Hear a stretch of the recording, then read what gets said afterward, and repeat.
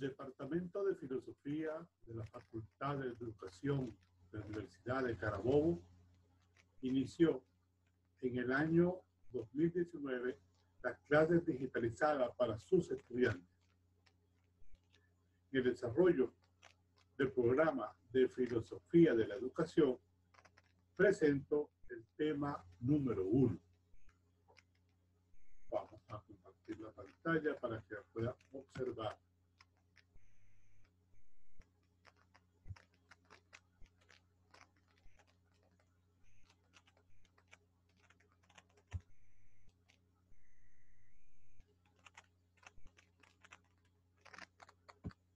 Ok. El tema es filosofía y paradigma. Vamos a dar un poquito de esto para que se vea mejor.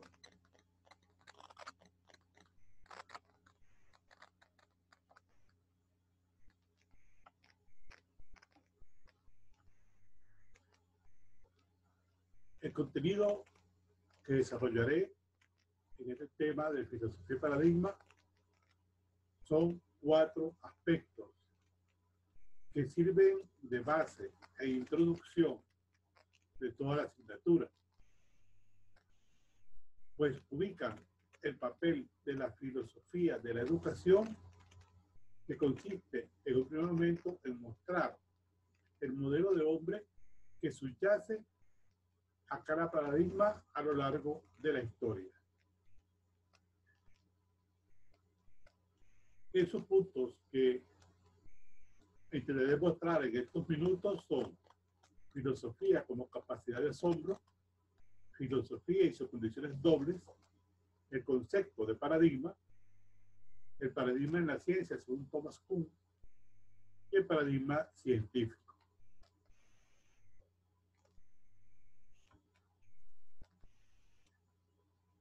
En un primer momento destaquemos qué significa filosofía. Llevaría todo un curso desarrollar la temática. Sin embargo, centremos la reflexión en lo que los griegos denominaban admiración. Pues tanto Platón como Aristóteles lo planteaban como el inicio de la filosofía. Entonces, el comienzo de cualquier saber es extrañarse, asombrarse, admirarse, pues todo lo demás va a venir de este asombro, de esta admiración. ¿Por qué? Porque ella hace surgir la pregunta, ¿por qué esto es así? Y sin pregunta, el que no pregunta, no se admira. El que no se admira, no pregunta. Y sin pregunta, no hay respuesta. Y obviamente sin respuesta, no hay saber. En fin, quedémonos con una idea. La filosofía es admiración. Y ello significa capacidad de asombro. Hace varios años leí la novela de un autor llamado Austin Gardner. La novela se denominaba El mundo de Sofía. Te invito a leerla y en el material de apoyo que dejo está el enlace. En el tema que nos interesa, el capítulo 1 y el capítulo 2 de esta novela te pueden servir para ver el panorama de la filosofía. Capítulo 1, el jardín del Edén. El capítulo 2, el sombrero de copa. Y esos dos capítulos te ayudan a saborear el rico helado de la filosofía. De todo capítulo solamente resalto la dos preguntas que aparecen al inicio del texto El mundo de Sofía. ¿Quién eres? Porque esa pregunta nos lleva a lo que en filosofía se conoce como antropología filosófica. Y esta antropología filosófica nos lleva a lo que es filosofía de la educación. Y la segunda pregunta es, ¿de dónde viene el mundo? Lo cual nos lleva al problema de la ontología. Y lógico, no olvidemos tomar en serio para esta asignatura lo que nos recomienda el autor que practiquemos. Lo único que necesitamos para ser buenos filósofos es la capacidad de asombro.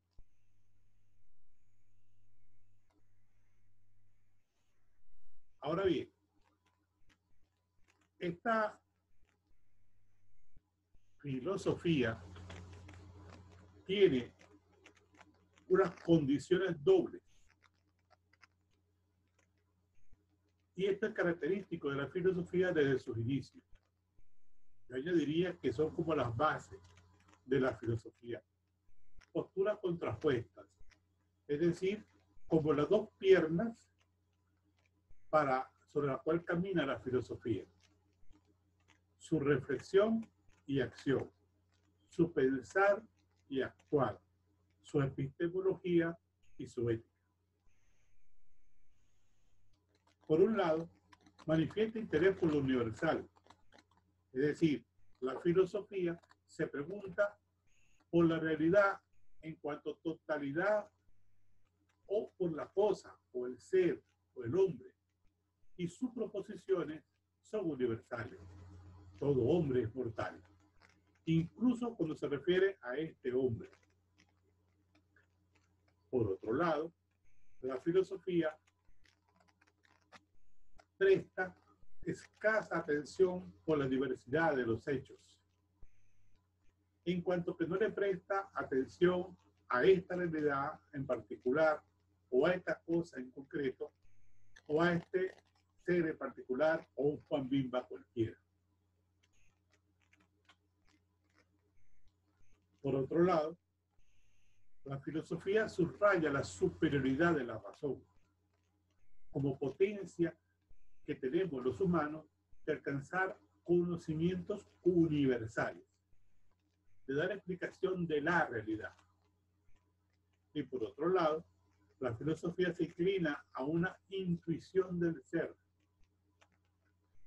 de su comprensión, de su verdad, de su realidad, sin dar explicación para llegar a él, de la deducción de cómo se llega a esa verdad. Por otro lado, la filosofía destaca la importancia de la teoría, es decir, una serie de conocimientos sobre un objeto, y por otro lado, señala el carácter fundamental de la virtud, es decir, lo que conozco no es solo algo especulativo, sino que pasa a la vida práctica del filósofo, como Sócrates, que prefirió morir, ingerir el veneno, a traicionar sus propias convicciones. Y esto es vital para nosotros, educadores. Si la filosofía no pasa por nuestra vida, si lo que yo conozco no me lleva a la práctica, a una conducta responsable, pues de nada vale lo aprendido. De igual manera, la filosofía es altamente especulativa. Pues, por ejemplo, ante la discusión ética, se eleva a lo que es la antropología filosófica. Y ante la antropología filosófica se eleva a lo que es la metafísica. Por otro lado, la filosofía es decididamente crítica. Es decir, no le teme alzar el vestido del santo para ver de qué está hecho. Por eso somete a la razón toda discusión, toda crítica. En este sentido,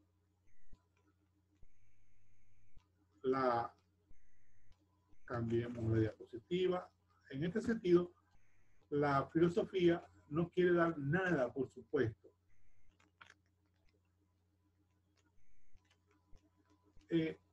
Por ello busca fundamentar todos sus argumentos. Como el niño que pregunta, ¿por qué? Y el porqué de ese porqué. Sin embargo, por otro lado, la filosofía está sumergida en toda clase de suposiciones, pues el fundamento, Dios, hombre, mundo, se le escapa. Por otro lado, la filosofía se presenta como una serie de... quiere identificarse con el puro saber. Por ello se apoya en la razón y con el arma de la lógica para avanzar en sus argumentaciones. Y por otro lado destaca el afán de salvación, pues lo importante es buscar el sentido de la propia vida, de la vida humana. Por otro lado, la filosofía se presenta como una serie de proposiciones, elaborando teoría y sistemas. Y por otro lado, como una actitud humana. Pues, en el fondo, solo existen dos clases de personas honestas. Las que buscan la verdad para seguirla y los que siguen la verdad ya encontrada. Entonces, en resumen, ¿qué es filosofía? Pues filosofía es asombro ante los problemas que se me presentan y desde una posición racional diseñar respuestas que comprometan mi propia existencia. Pasemos al segundo tema, que es paradigma. ¿Qué es paradigma? Antes que nada, paradigma es un modelo mental. Le dejo un enlace de un educador mexicano que ya ha muerto y que nos ayudan en la comprensión de este tema. ¿Qué quiere decir que es un modelo mental? Pues que son creencias y por ello no se cuestionan. Están ahí moviendo nuestro pensar sin ser ellas mismas explícitas. Y con estas creencias, con estas ideas preconcebidas, se juzgan la realidad. Por ejemplo, el color de la piel. Antes, blanco o negro no era indiferente. Lo que descubro es mío, 1492, para nuestra América. La Revolución Francesa, con su grande principio de libertad, igualdad, fraternidad, que echan por debajo todo lo que significó el tener una posición por que yo tengo sangre azul. Ahora no, es por mis méritos. De igual manera, en el campo educativo, este modelo mental funciona. De igual manera, le dejo un enlace para su profundización. Pero el modelo de fábrica, hay un dualismo entre lo que es académico y manual.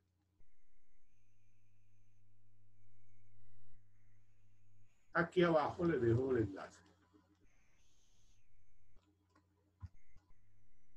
Un paso más es el paradigma en la ciencia. En esto hay que tomar el libro Estructura de la Revolución Científica de Thomas Kuhn, que ha dado un aporte importante y nos ha desmentido lo que se nos había dicho de lo que era la ciencia. Un proceso de acumulación de conocimiento.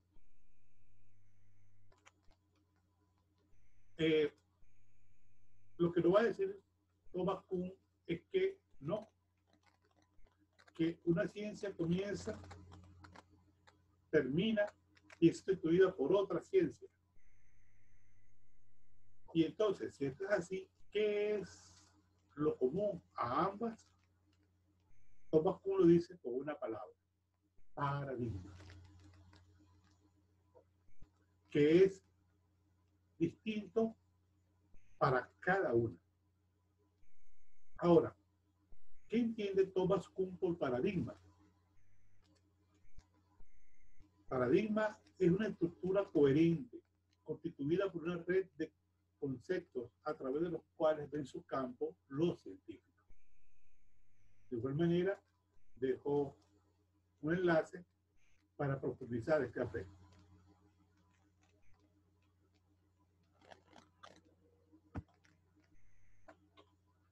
Sin embargo, pues voy a decir algo más. Significa esto que esta red de conceptos o creencias son dadas por la sociedad en cada época histórica. En este sentido, no hay cambio de paradigma sin cambio de sociedad, y es lo que se denomina revolución.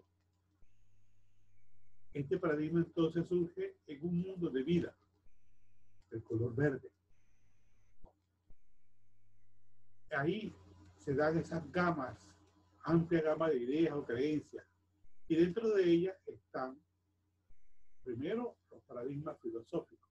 Por ejemplo, el paradigma positivista. Y más restringidamente están los paradigmas de la ciencia, lo que denominamos episteme o paradigma epistemológico.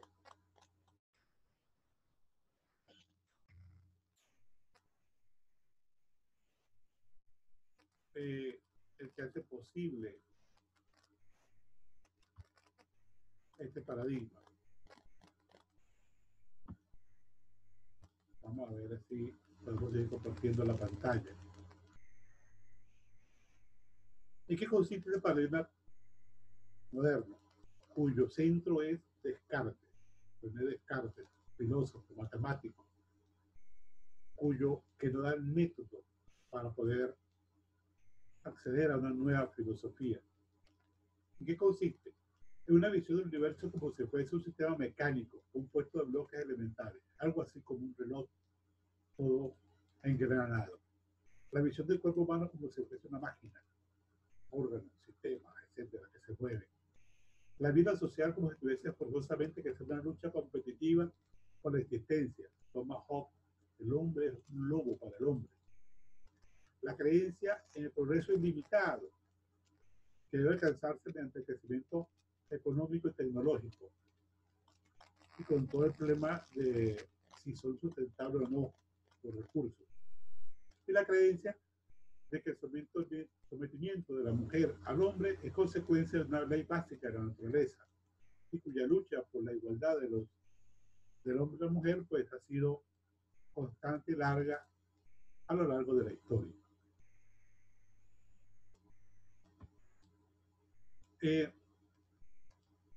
Por otro lado, está el paradigma postmoderno, que viene como crítica a la anterior. Le sugiero revisar el libro de El paradigma emergente de Miguel Martínez, excelente texto. ¿En qué consiste? Pues en la visión del universo como carente de centro, que cada sistema subsistiría por su coherencia interna. La visión del propio cuerpo como un todo físico, químico, biológico, psicosocial, cultural, que funciona maravillosamente y constituye nuestra vida y nuestro ser. La vida social, diría desde la propia democracia como modelo ideal para la vida del hombre, la creencia en el progreso sostenible y la creencia en que el hombre y la mujer son fundamentalmente iguales y que ambos constituyen la persona humana. ¿Cómo se dan estos paradigmas a lo largo de la historia? Básicamente, en nuestra historia occidental, tres. El paradigma griego, cuyo modelo de hombre es el hombre racional. El paradigma medieval o cristiano, cuyo modelo de hombre es el ideal de la santidad. Y el paradigma moderno, cuyo ideal de hombre es el hombre individual dirigido por la razón.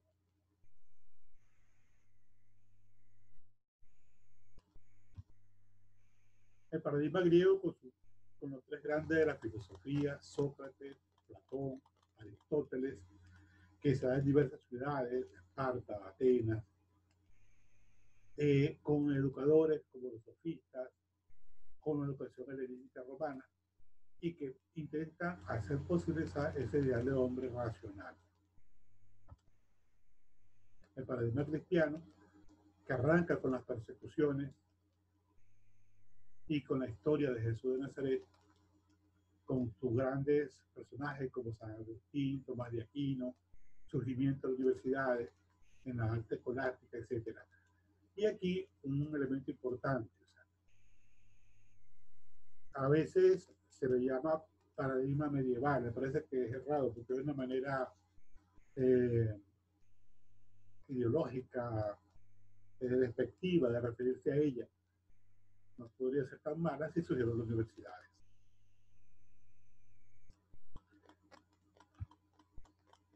Y el paradigma moderno, que arranca como crítica al paradigma medieval o cristiano a través de Lutero, lo que se llamó la Reforma, y después grandes educadores como Comenius, está la Contrarreforma, el gran centro que es la ciencia con Kepler, donde estaba el problema central que plantea Locke, que es del método, y donde aparece en su desarrollo autores como Locke, Hume, etc.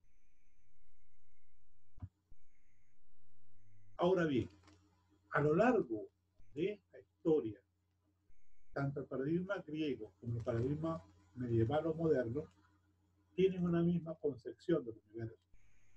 El universo es geocéntrico, es decir, la Tierra es el centro de del hombre. Y el hombre está ahí, en el centro. Esta concepción geocéntrica es lo que va a cambiar en el otro paradigma, el moderno. Algunos hablan de incluso un segundo paradigma, el paradigma postmoderno.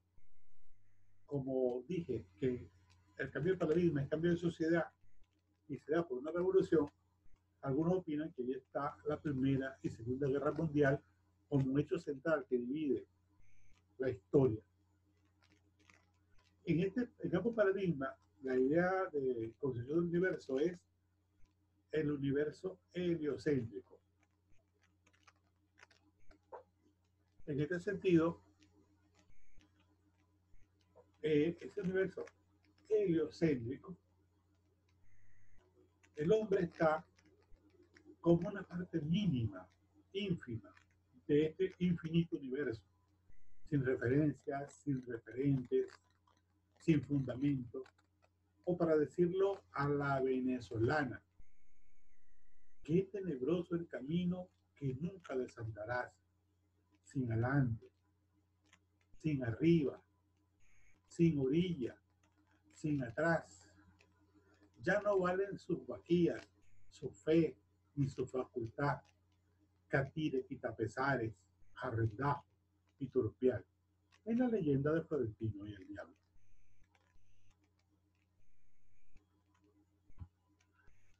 Aquí está la bibliografía para su profundización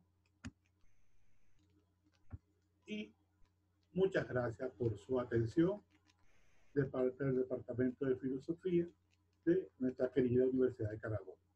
Gracias.